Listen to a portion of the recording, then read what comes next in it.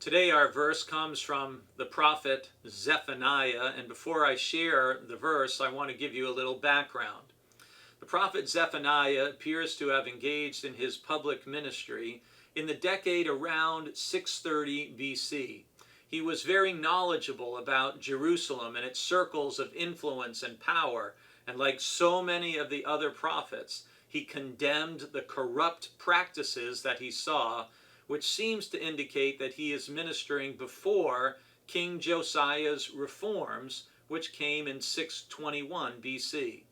His book begins by predicting doom for the nation of Judah because of their lack of faithfulness. He then follows that by predicting doom for the foreign nations as well, and urging a humble seeking after righteousness and holiness.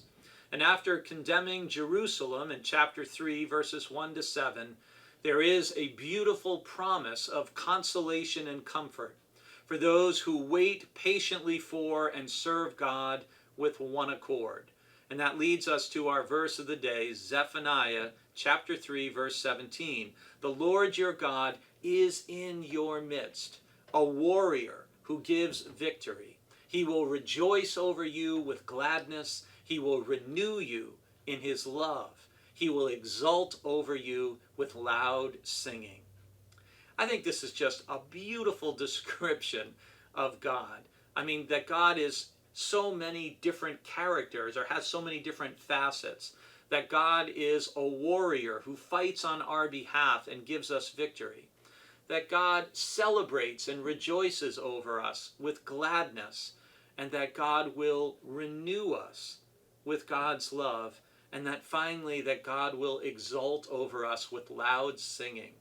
It's pretty amazing to think, isn't it, that God sings over you, that God renews you in love and rejoices over you with gladness. But those promises are all for God's people when they are waiting for and serving the Lord.